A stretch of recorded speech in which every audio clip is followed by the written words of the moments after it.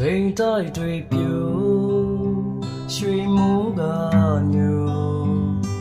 မိုးလုံးမလုံးမလေးပြူမိုးစလေးတွေဖွေးဖွေးကြတယ်လာဝါစို့ဒီလေးတစ်ချောင်းသူဆောင်နေဘူးလေလာဝါစို့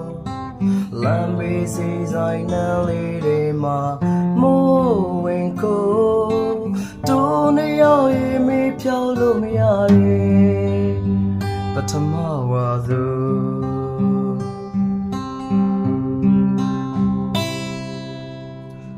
အချစ်ပြုံးဤချို